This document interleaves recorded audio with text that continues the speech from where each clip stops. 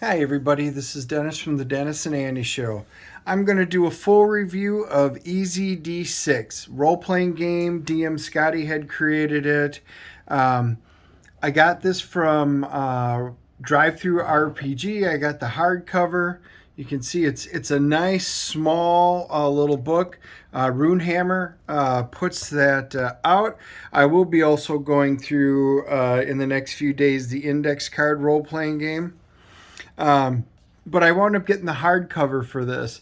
With the debacle of Hasbro and Wizards of the Coast, it kind of dictated the need that, I need to find a different role playing system. So, shout out to my buddy Joe, who got me hooked up with EZD6, told me about it. I thought it was definitely worth a try, and it really didn't disappoint. I love this. A fast moving game of fantasy mayhem. It really is all of that. It really strips away a lot of the all the rules of both Dungeons and Dragons and Pathfinder, and makes it a little more of a maybe a meta type of a game. But this entire book, this just kind of goes through why EZD6. It basically just uses D6. So page 2, it starts talking about how to play. There's always a reason to use your dice, it says, but D6 is supreme here. So it talks about the core mechanics on the easy levels, the differences in the characters. Training is a boon. It says it addresses the differences in heroes by simply applying an additional die to a rule. So they have boons or banes. So it's very much like the advantage system in D&D and, other role-playing games that are out there similar. The other thing this does is it has exploding dice. So every time you roll a 6, you get to re-roll it. It kind of harkens back to the old days of the DC superhero role-playing game where its D10s would explode. There's a number of other games out there that I've seen that also use it. Karma, so the one thing, you have the hero die, which allows you to re-roll or use it, or there's a lot of cool things you can do with it. You can buy it with karma, which you earn. You start with the 3. You can get up to 5. So it allows you to, even turn the dice, and you could use it and increase. So you roll a 5, you can give it a +1, make it a 6, and it explodes, thus creating artificial, really awesome, hero type moments is what I would call it. And it's very simple. In an action, you can move, you can do a turn, like a turn action, like attack, cast a spell, use a scroll, whatever. And then you get a free action. You're just speaking or you need to take a quick sip of something. There's no hit points. It's, basically strikes. Most of the characters will have 3 to 5 strikes. And it's really their hit point system, but it works really quickly versus having to come up with arbitrary numbers that you're going down. Your spell casting, you have to choose the level of the spell. D1, 2, or 3. You roll the dice, but remember, any time a 6 does, it's a exploding die, but if you roll a 1 during casting, it's an automatic failure. So that's the other thing you have to be cognizant of if you're playing a spellcaster. So there's a lot of really cool nuances from this.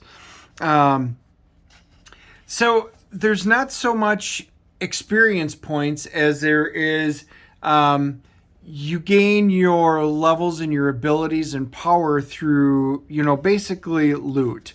So, you can get some cool magic items. You maybe get a title. You might become a landowner. You might get a castle or a keep or something like that. This is meant, I think, for some very fun, quick play that you might play a few sessions with a character, but it's not meant to be a level 1 to 20 like huge marathon that some of the D&D sessions would be. And I think this is fantastic for what it does. Here's you have your warrior, warden, your delver, and you notice health, 3 strikes, armor, medium, so it tells you what you get for it. Your boon, melee ranged weapons, or splunking subterranean tasks. And then your gear. So it is very quick, very easy. There's not a lot to figure out, but you can still add a lot of flavor into it. The Brute, the Rascal, the Conjurer, the Friar, the Scald, the Beastmaster. And then you pick and choose your species. They have human, elf, dwarf, halfling, goblin. Now the cool thing is, if you want to, take this and turn your world, you say you have your own world, or, you want to play it in the realms or somewhere else, it's easy enough just to take this and, pick out your own ones. Humans, they get a third inclination. Elves get twilight sight. Dwarves get tunnel sight. Basically, pretty much the same thing, but obviously it's geared towards what the history of the particular race is, or species in here. So it goes through your different inclinations. Maybe you can consider them like feats, and then the aspects. Then it goes through, how to play, if you have an elementalist or a necromancer, a seer, a shapeshifter.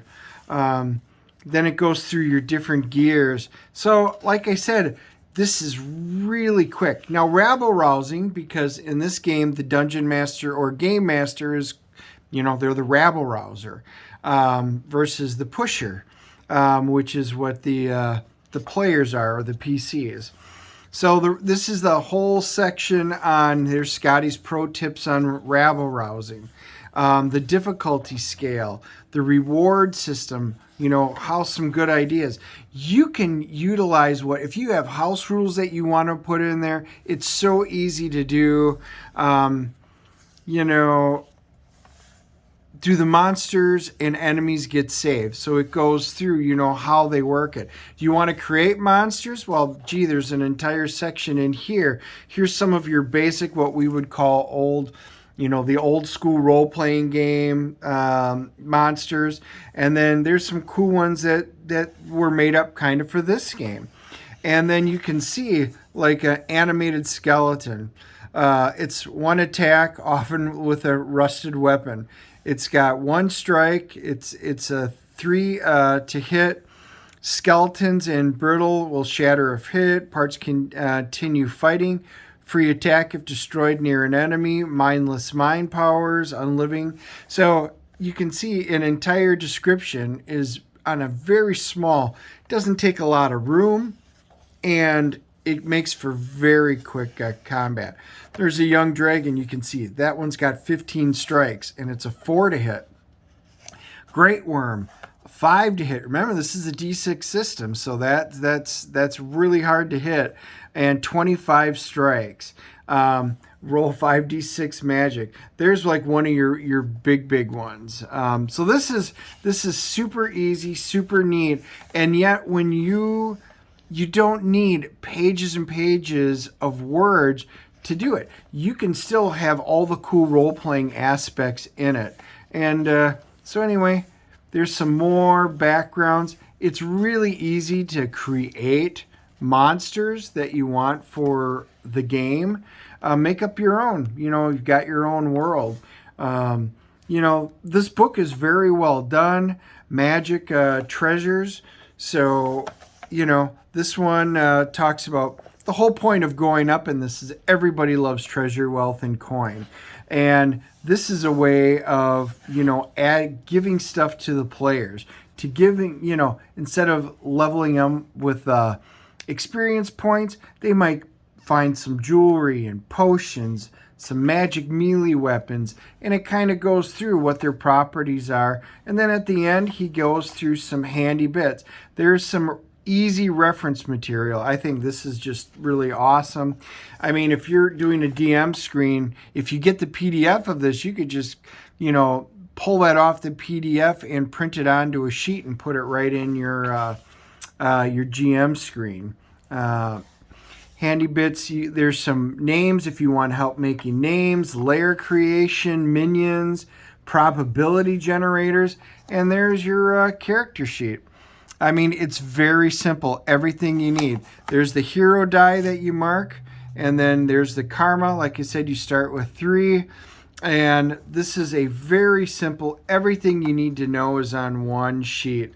So anyway, guys, I just want you to be able to see something a little bit different. If you want something, now I know a lot of people talk about they played it and they play it while they're drinking because, you know, there's not so. You don't have to be a rules lawyer with this.